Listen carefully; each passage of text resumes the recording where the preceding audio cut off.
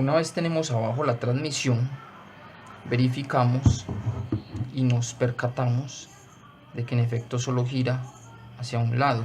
Debería girar libre, pero solo gira hacia la derecha.